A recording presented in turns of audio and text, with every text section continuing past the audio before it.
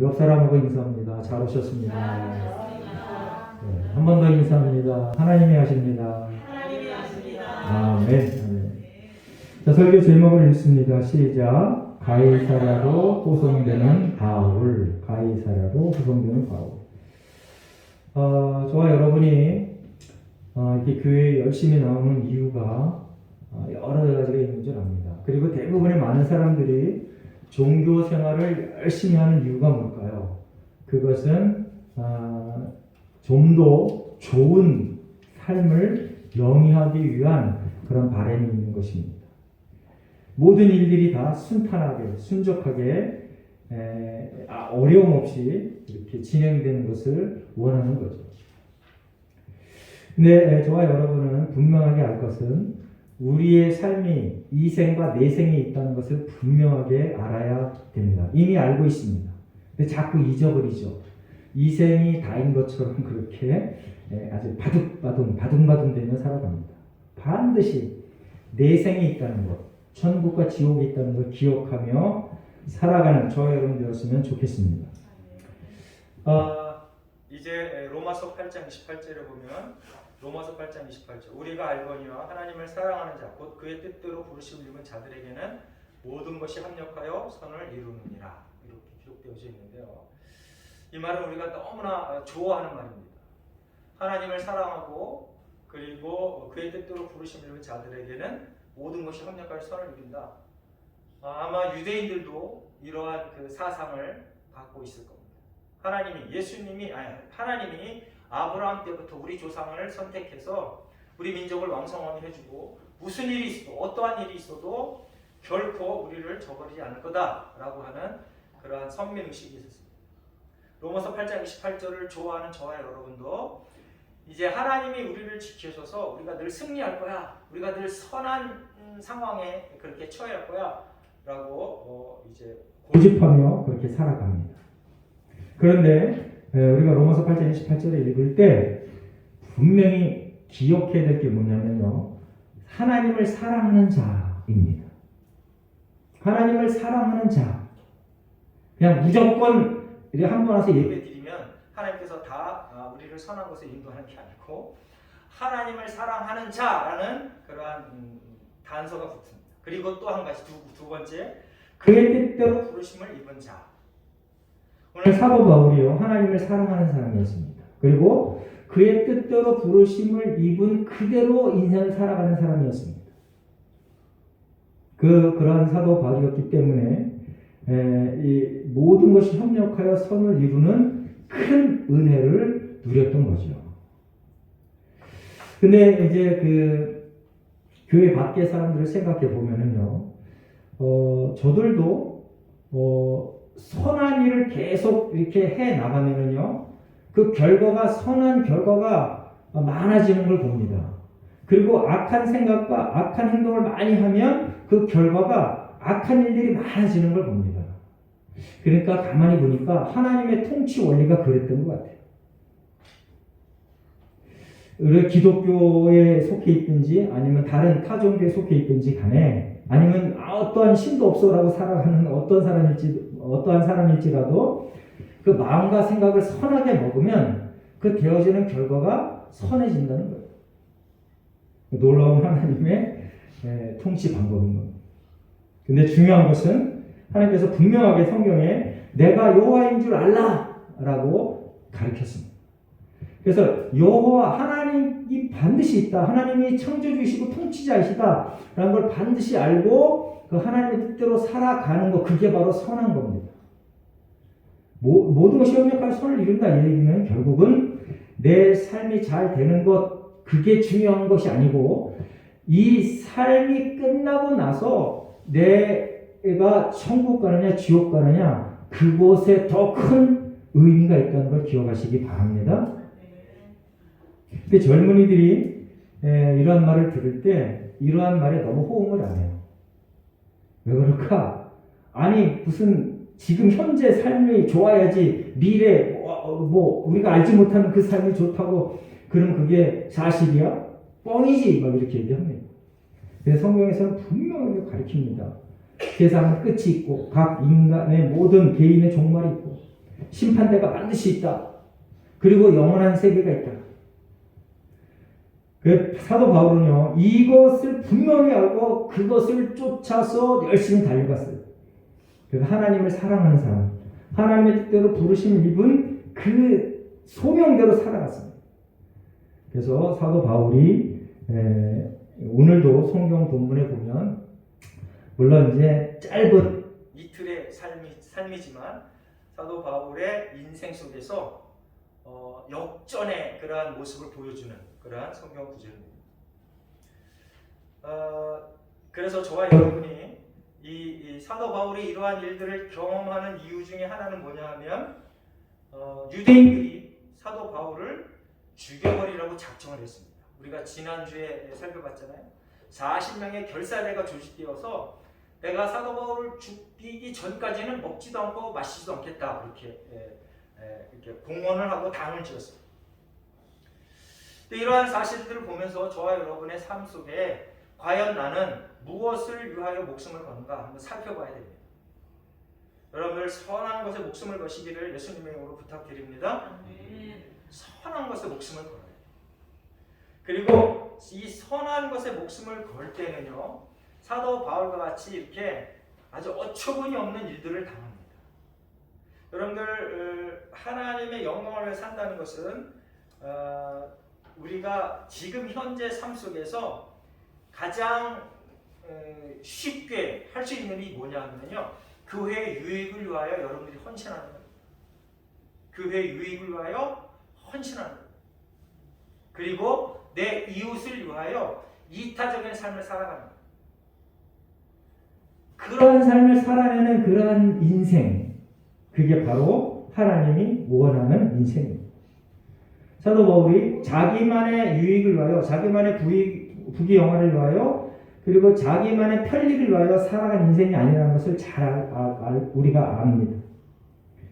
사도 바울은요, 선한 것에 목숨을 걸었습니다. 하나님이 주신 그 소명에 목숨을 걸었습니다. 이제 우리 모두가 다 하나님께서 원하시는, 그리고 하나님께서 좋아하시는 그 일에 최선을 다하고 목숨을 거는 저와 여러분이 되었으면 좋겠습니다. 자, 이제 사도 바울의 생질이, 사도 바울의 조카가 그 진영에 들어와서 사도 바울에게 그 음모, 사도 바울을 살해할 음모를 전합니다. 그래서 이 사도 바울이 백부장에게 부탁을 해요. 천부장에게 가서 이 얘기를 전해달라. 그랬더니 이 일이 순적하게, 순탄하게 착착착 진행되어집니다. 놀라운 일이죠. 어떻게 군영의 부대 안에 일반인이 들어와서 사도 바울을 만나고, 그리고 그 사도 바울이 백부장에게 부탁했더니 이 백부장이 천부장에게서 그대로 얘기해줘요. 그리고 천부장이 그 얘기를 듣고 그것이 사실이라고 확신을 해요. 놀라운 일입니다. 물론 이 진행되어지는 일들이 유대인들이 너무 완악하고 폭행적인 것을 경험했기 때문에 그렇게 확신했을 수도 있습니다. 그럼에도 불구하고 조사도 안 해보고 확신을 하고 이제 천부장이 이 사도 바울을 그 밤에 가이사랴로 피신시킬 계획을 짜고 그렇게 바로 실행을 합니다.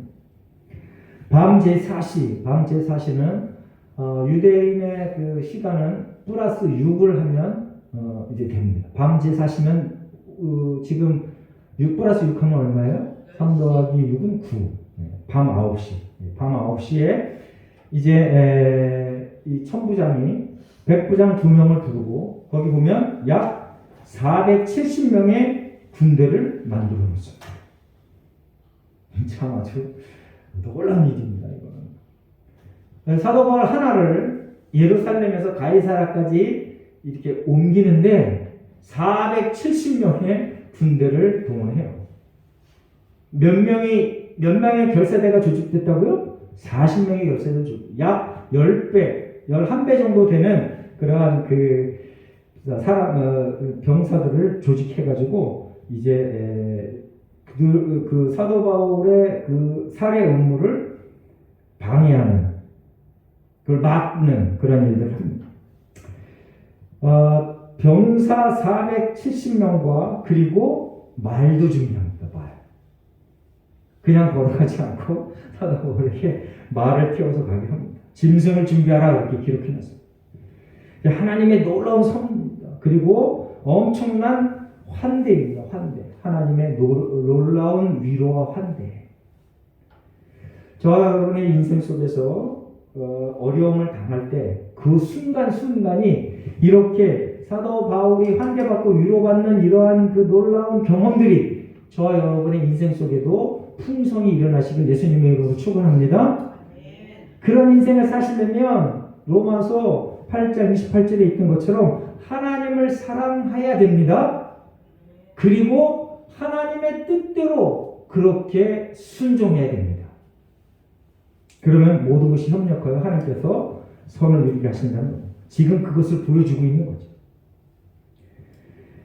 그런데 이 천부장이 참 놀라운 일들을 했는데 이유가 뭘까 궁금하시죠? 아니, 자기는 천부장이고 그리고 사도 바울은 일개 그냥 평범한 선생인데 그 사람 하나를 위해서 왜 이렇게 엄청난 일을 벌이는가? 여러분들 대통령이 어디 이렇게 지역을 옮길 때요, 우리나라 대통령이 지역을 옮길 때 물론 사전에 여러 가지 많은 그 길에 여러 가지 많은 위험 요소가 있나 없나를 잘 살피고 그리고 위험한 인물이 숨어 있나 살펴봅니다. 그런데 그 행렬이 470명까지 갈까요? 물론 그보다 더 많은 인원이 동원될 수도 있습니다. 이거는 정말 엄청난 사건입니다. 이렇게 사도 바울이 가는 그 길에 하나님께서 함께 하셨는데요. 사도행전 21장 11절부터 13절 말씀을 한번 읽어보겠습니다. 사도행전 21장 11절부터 13절 앞에 보고 한번 있습니다. 시작. 우리에게 와서 바울의 띠를 가져다가 자기 수족을 잡아내고 말하기를 성령이 말씀하시되 예루살렘에서 유대인들이 이같이 이 띠 인자를 결박하여 이방인의 손에 너는 죽이라 하거늘 우리가 그 말을 듣고 그곳 사람들과 더불어 바울에게 예루살렘으로 올라가지 말라 권하니 바울이 대답하되 여러분이 어찌하여 우로 내 마음을 상하게 하느냐 나는 주 예수의 이름을 위하여 결박당할 뿐 아니라 예루살렘에서 죽을 것도 각오하였노라 하니 이게 소명을 받은 사람의 태도인 거예요. 신기하게도요, 하나님의 소명은 대부분이 다 그런데 힘들고 어렵고 그리고 환영받지 못하는 그 일들을 감당해내는 거예요. 놀라운 일입니다. 그리고 환영받는 그 자리에 가서는요, 그리고 크게 내게 권세와 능력이 주어졌을 때 하나님의 소명은요, 그것을 나누라 합니다. 하나님의 소명은 거의 공식이 그래요. 사도 바울이 이제 많은 성령 충만한 사람들이 예루살렘으로 가지 말라고 그랬습니다. 가지 말라고 한 건 하나님의 뜻이 아니에요. 하나님은 이미 사도 바울에게 예루살렘으로 가라는 소명을 줬어요. 그런데 많은 사람들이 그 예루살렘으로 사도 바울이 갔을 때 당할 그러한 그 고통, 억압, 폭행 이런 거를 하나님으로부터 환상을 보고 그리고 말을 듣고 알아채래요. 그런데 하나님의 온전한 뜻을 구별을 못해요. 그걸 환상을 보고 예언을 하는데 그걸 보고 나서 가지마 이럽니다. 어려우니까 가지마 그럽니다. 여러분들 신앙생활을 하면은요 어려움이 곳곳에 있습니다. 그래서 지금 이제 그 젊은이들의 그 교회 출석하는 비율이 너무너무 떨어져 있어요. 우리나라 그 크리스찬의 숫자가 아주 당당하게 1000만이라고 얘기하는데 지금 대학생들의 그 내가 크리스찬입니다, 내가 기독교인다라고 표현하는 사람이 5%뿐이 안 돼요. 심각하죠? 5%. 전체 크리스찬이 25%라고 그러는데 젊은이들, 대학생들의 그 내가 크리스찬이라고 밝힌 사람이 5%뿐이 아니에요. 그럼 중고등학생, 어린애들은 어떨까? 중고등학생 어린애들은요, 할아버지, 엄마 때문에 어쩔 수 없이 교회 출석합니다. 근데 대학생이나 뭐 직장생활 하다 보면은요, 그때는 머리가 커서 이제는 엄마, 아버지 말, 할아버지 말 안 들어요. 큰일 났습니다. 저와 여러분이 이를 위해서 기도하고 그리고 헌신하고 노력하고 애쓰는 그런 일들이 이루어졌으면 좋겠습니다. 자, 이 사도 바울이 내가 예루살렘에 가면 죽을 것을 알고도 갑니다. 내가 죽을 것도 각오했다라고 갑니다. 근데 여러분들, 저와 여러분이 그리고 내게 영향력을 미치는 많은 사람들이 이걸 가리키나요? 이런 말을 한마디도 가리킨 적이 없습니다. 여러분들 부흥회나 기도원에 가서 이런 거 들어본 적 있나요? 이런 건 한마디도 안 가르쳐요. 그냥 그 이벤트로 세상 많은 사람이 나를 배반해도 난 하나님을 버리지 않겠습니다라는 찬양을 하는데 설교상 이렇게 아주 정확하게 논리적으로 가리키는 경우는 거의 없어요. 젊은이들이 그래서 물론 다른 요인도 많지만 그래서 교회에 출석하는 것, 하나님을 선택하는 걸 잘 안 해요. 그렇지만 그럼에도 불구하고 저와 여러분은 우리 자식들에게, 후세들에게 하나님이 분명히 계시다라는 것을 가르쳐야 됩니다. 그리고 하나님을 따르는 그 길이 결코 쉬운 길이 아니라는 걸 분명히 가르쳐야 돼요. 그러면 백신을 맞아야 그 병에 대한 저항력이 생기는 겁니다. 가르침을 받지 않았는데 계속 잘 될 거야. 넌 뭐든지 잘 될 거야. 큰 복을 받을 거야. 엄마 아빠가 널 위해서 최소의 기도를 다 했어. 그러다 어려움이 닥치면요, 하나님이 있는 거야 없는 거야 이렇게 합니다. 그러니까 성경에 나와 있는 하나님의 속성을 정확하게 정직하게 가르쳐줘야 돼요. 뻥치지 말고. 이 사도 바울이 이렇게 하나님의 명령에 따라서 내가 죽을 걸 각오하고 예루살렘에 들어가서 그때 그 선지자가 본 그대로 이방인들의 손에 넘겨집니다. 그런데 놀라운 것은 이방인의 손에 넘겨지는데 그 이방인의 손에 넘겨져서 옮겨지는 그 과정이 상상을 초월합니다. 한 사람을 예루살렘에서 가이사랴까지 약 한 100km 정도 되는데요. 거기를 470명이 호송을 해요. 물론 사도 바울은 미결수 신분으로 가는 거기 때문에 결코 기분이 유쾌하진 않았을 겁니다. 그럼에도 불구하고 말 타고 470명의 호의를 받으며 갑니다.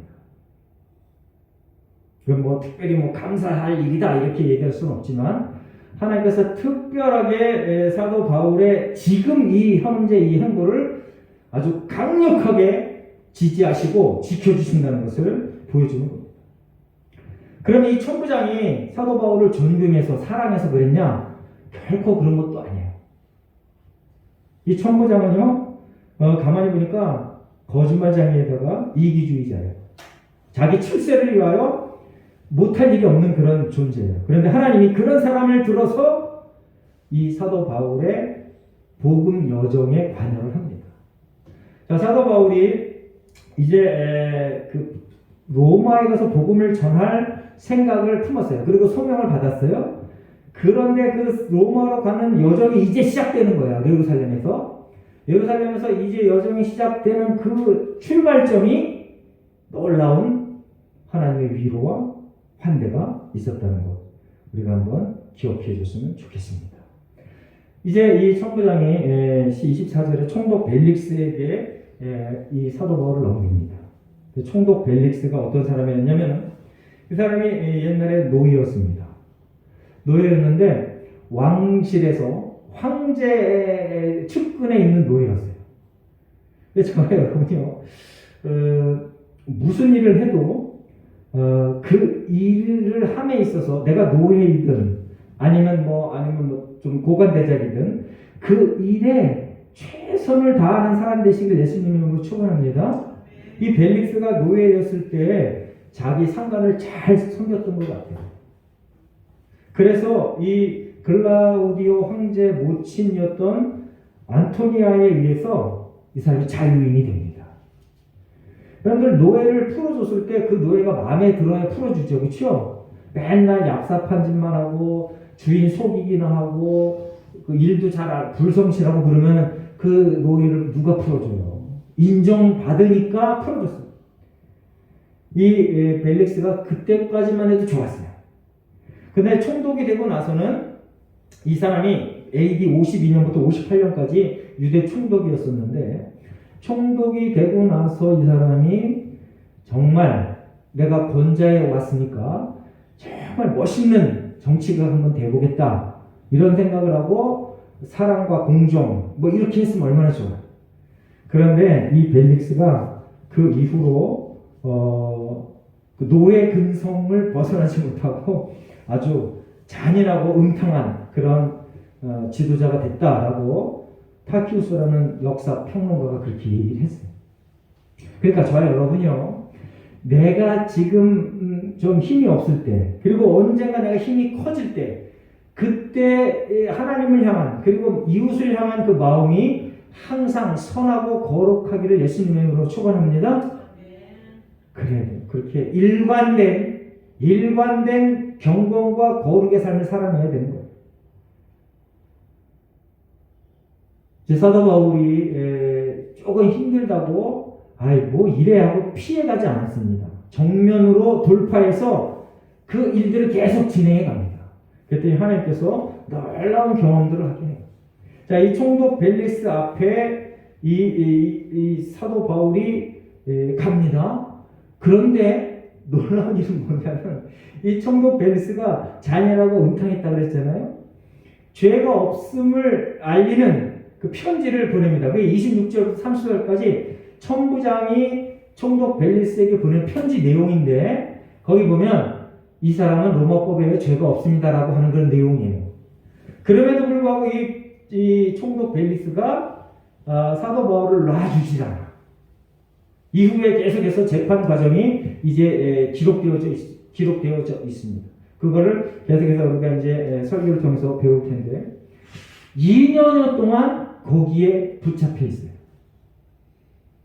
그런데 정말 신기한 것은 뭐냐면 그 2년 동안 이 사도 바울이 뭘 하냐?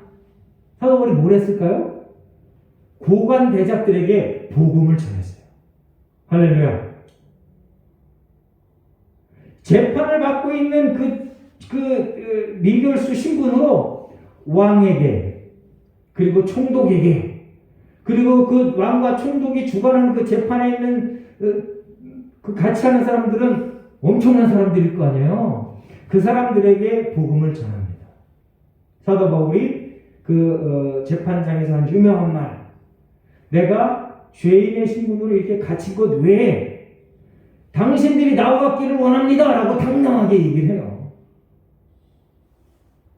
하나님을 사랑하는 자, 하나님의 뜻대로 살아가는 자, 소명에 살아가는 자는요, 지금 현재 내 신분의 높고 낮음, 내 물질의 많고 적음에 울고 웃지 않는다는 거예요. 근데 그러기가 정말 힘들더라고요. 제가 올해 60인데요. 평생을 살아오면서 그것에서 자유로워진 적이 있을까? 이 설교를 준비하면서 묵상해 봤는데요. 그렇게 흔하지 않더라고요. 제가 여기서 당당하게 그런 거 모든 거 뛰어넘고 초월하며 삽시다! 라고 설교를 하는데 내 지나온 삶이 그러한 당당한 삶이 아니었었어요. 그럼에도 불구하고 이렇게 설교하는 것은 하나님께서 그렇게 살아라고 명령이기 때문에 그래요. 앞으로의 삶이 우리의 지위의 고하에 관계없이 내 물질의 많고 적음에 관계없이 내 재능의 뛰어남과 뛰어나지 않음에 관계없이 한결같이 하나님을 향한 사랑을 감사하며 하나님의 은혜를 만끽하며 살아가는 저와 여러분 되시길 예수님 축원합니다. 자, 이제 이 사도 바울이 총독 벨릭스에게 가면서 이 천부장이 편지를 썼다고 그랬잖아요. 근데 27절에 보니까 27절을 다시 한번 읽어보겠습니다. 사도행전 23장 27절 함께 있습니다. 시작. 이 사람이 유대인들에게 잡혀 죽게 된 것을 내가 로마 사람인 줄 들어 알고 군대를 거느리고 가서 구원하여 가다. 자, 이제 이 말이 생판 다 거짓말은 아니에요. 구해주긴 구해줬습니다. 그런데 살짝 뒤틀어놨어요. 자, 사도행전 21장 33절 말씀을 제가 읽어보겠습니다. 여러분들 잘 들으시기 바랍니다. 이에 천부장이 가까이 가서 바울을 잡아 두 쇠사슬로 결박하라 명하고 그가 누구이며 그가 무슨 일을 하였느냐 물으니 천부장이요 처음서부터 사도 바울이 로마 시민권이 있는 줄 알고 구해준 거 아니에요. 그런데 지금 이 천부장이 총독에게 편지 쓸 때 자기가 이미 사도 바울이 로마 시민권자인 줄 알고 보호했다라고 이렇게 살짝 거짓말했어요. 사실을 왜곡하는 그러한 일들을 통해서 내가 유익을 얻어야 된다라고 하는 그런 생각을 갖고 있었던 사람이죠. 이제 내일 모레면 대통령 선거일인데요. 지금 우리나라 대통령 선거 너무 슬퍼요. 유세가 너무너무 진짜 아주 그냥 막 짜증이 나요. 뭐 여당, 야당 가릴 것 없이 상대방 비방하는 얘기로 아주 꽉 차 있어요. 이건 민주주의 꽃이 아니라 민주주의 전쟁터예요. 오늘 아침에도 사모랑 잠깐 얘기했는데 제가 늘 했던 얘기 사모가 나에게 다시 하더라고요. 아이고 짜증나 죽겠어 그랬더니 저게 국민들의 평균 수준이라며 그러더라고요. 저 여러분의 수준입니다. 교회의 수준이라는 거예요. 저 여러분이 제발 좀 힘들고 어려워도 자꾸 그냥 뒤집어엎고 그냥 상대방을 막 공격하고 이런 일을 좀 멀리 했으면 좋겠습니다. 그리고 내가 해야 할 일들을 내가 희생하며 내가 열정을 품고 해야 할 일들을 온전히 잘 감당해서 주변 사람들에게 감동을 주는 그러한 인생을 살아내시길 예수님 이름으로 부탁드립니다. 이제 이 천부장이 자기가 잘한 것들을 포장해서 사실 그대로 얘기하지 않고 살짝 왜곡해서 총독에게 보고를 합니다. 우리 성경에 그 아담 하와가 그 에덴 동산에서 선악과를 따먹는 사건 너무나 잘 압니다. 우리가 창세기 2장에 하나님께서 그 아담 하와 보고 얘기합니다. 모든 실과는 다 따먹을 수 있다. 그런데 선악과는 따먹지 말라. 정령 죽을 거다. 그렇게 해요. 반드시 죽을 거다. 그거 따먹지 마. 반드시 죽을 거야. 라고 얘기해 줬습니다. 그런데 창세기 3장에 가니까 이 사탄이 나타나서 뱀으로 나타나서 이제 하와를 꼬십니다. 정말 먹지 말라 그랬냐? 말을 삐삐 꽈요. 네? 여러분들 말 잘하고 말장이들은 절대 쫓아다니면 안 돼요. 말을 베베 꽈서 말을 너무 잘해. 그랬더니 또 하와가 거기에 이게 또 아주 그냥 빠져들어가 갖고 뭐라고 얘기했냐면은 보지도 말고 먹지도 말라 그랬어요. 그래. 언제 그런 소리를 해? 그리고 정말 죽냐? 그랬더니 죽을까? 이렇게 얘기했습니다. 그래서 반드시 죽는다고 했는데 살짝 비틀어 놨어요. 여러분들 에덴 동산에서 있던 이 선악과 이 사건 때문에 저와 여러분이 지금도 이렇게 이 생명이 유한하게 살아가고 그리고 악한 사탄마귀 사탄의 영향을 아래서 우리가 막 뭐 이렇게 막 두려워하는 마음으로 살아가는 겁니다. 그래서 하나님께서는 이 사건을 보면서 저와 여러분에게 요구하는 바가 있는데 그게 뭐냐면 정직하게 살아가. 한번 따라해 보겠습니다. 정직하게 살겠습니다. 여러분들 열왕기 상하에 나 있는 그 이스라엘 남이스라엘 북이스라엘과 남유다의 왕들을 평가할 때 기준이 뭐예요? 정직이에요, 정직. 하나님 앞에 정직했는가, 하나님의 말씀대로 살았는가 안 살았는가, 그게 왕들을 평가하는 기준이었어요. 근데 북이스라엘의 왕은 한 사람도 하나님의 말씀 앞에 정직한 사람이 없었어요. 한 사람도. 북이스라엘 왕은요 100% 다 악한 왕이었어요. 남유다는 어떨까요? 5손가락 안에 드는 왕 외에는 전부 다 악한 왕이었어요.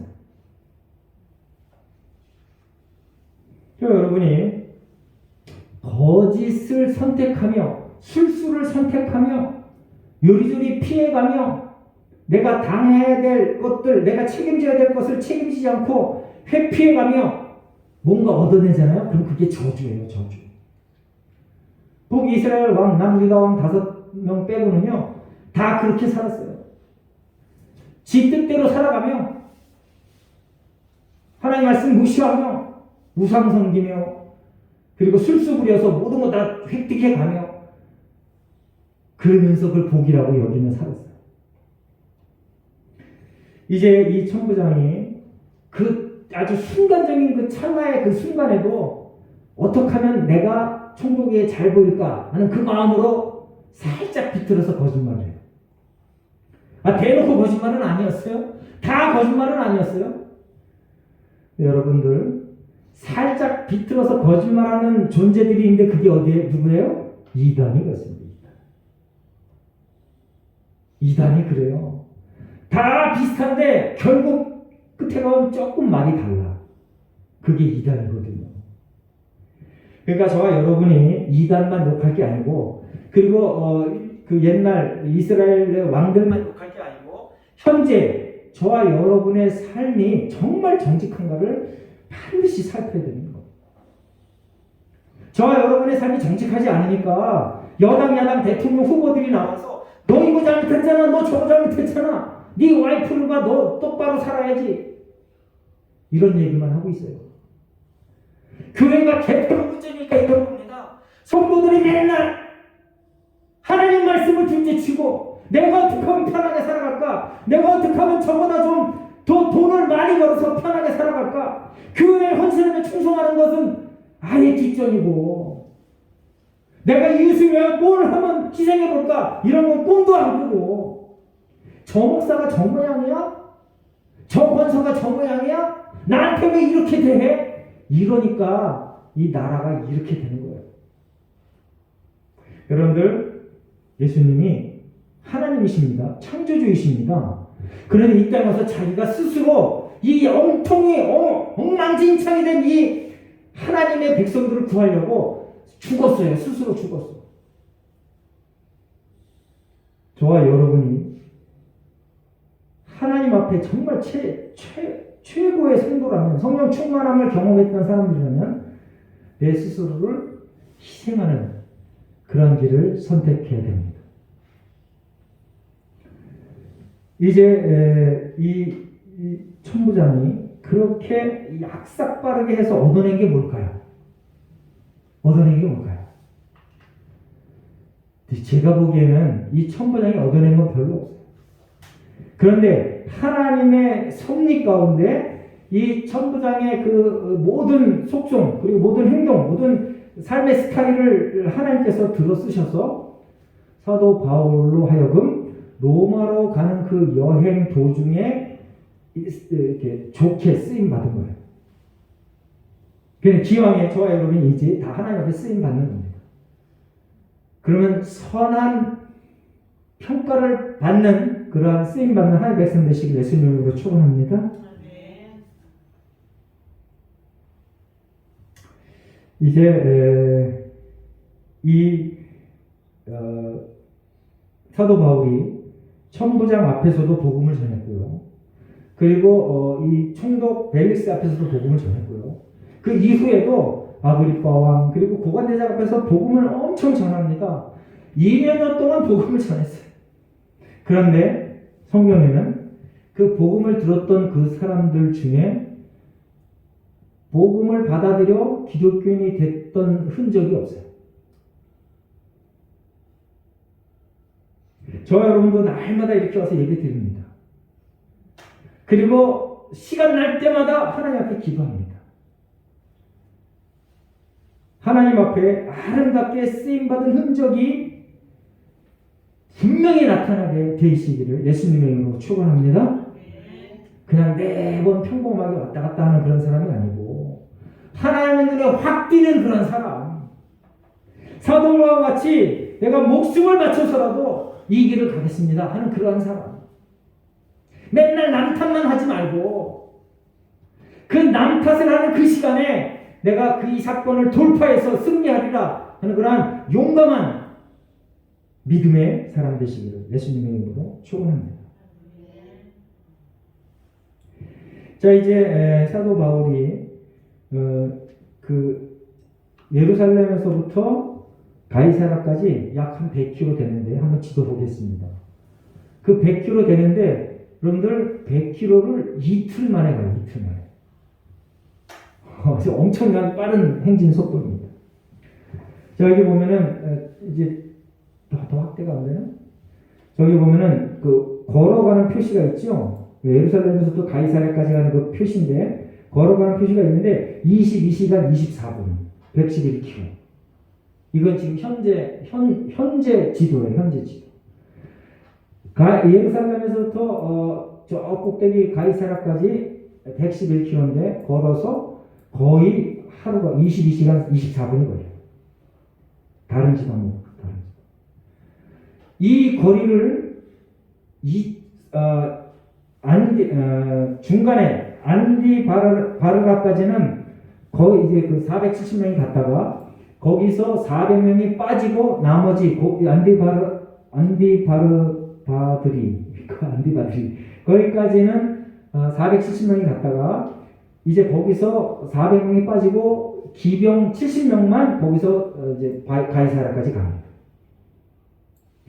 밤 9시에 급하게 이게 군대를 조직해서 유대인들이 쫓아가지 않도록 천부장이 머리가 참 기발해요.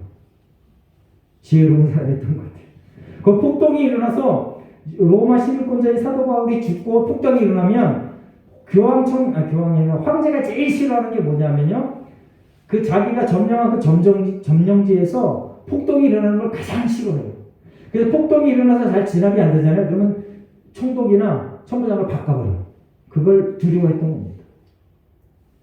그래서 이렇게 그 중간에 안디바르리 여기까지 가서 거기서 잠깐 쉬었다가 다시 가이사랴까지 이들이 갔던 겁니다. 이제 우리가 이렇게 쭉 살펴봤는데요. 정말 중요한 것은 뭐냐면 사도 바울이 그렇게 미결수 신분으로 죄인 신분으로 그 가는 그 모든 여정 중에 한 번도 하나님 도대체 나한테 왜 이래요? 이러지 않고 내가 하나님께서 죽으라 하면 죽겠습니다. 죽을 각오로 달려갔다는 겁니다. 그럼에도 불구하고 사도 바울은요, 로마까지 가는 그 여정이 결코 우리가 생각하고 있는 성령 충만한 사람의 그 행보는 이래야 돼 라는 그런 것들이 한 번도 나타나진 않아요. 로마에 가서도 마찬가지. 로마에 가서도 죽을 때까지 죄인의 신분에서 벗어나지 못해요. 감옥에 갇혀서 복음을 전해요. 감옥에 갇혀서 빌립보서, 에베소서, 빌레몬서 이런 걸 써요. 저 여러분은 제가 설교 초두에도 얘기했던 것처럼 이 생과 내 생이 있다는 걸 반드시 인지하시고 이 생에서의 삶이 어떠하든지 간에 그 삶에 감사하며 최선을 다하며 살아갑시다. 이 생에서의 삶으로 인하여 내 생에서의 삶을 잊어버리면 그게 가장 큰 불행이에요. 그래서 이 생에서 잘 먹고 잘 살든 아니면 힘들고 어렵든 그것에 너무 사로잡혀서 내 생을 잃어버리면 안 돼요. 사도 바울이 무엇이 중요한지 알았어요. 그러니까 죄인의 신분인데도 불구하고 왕 앞에서, 총독 앞에서, 천부장, 백부장 앞에서 내가 이 죄인인 신분인 것 이거 왜 당신들이 나왔기를 원합니다. 그 자기를 죽이려고 하는 그 동족 위인 앞에서도 이렇게 얘기해요.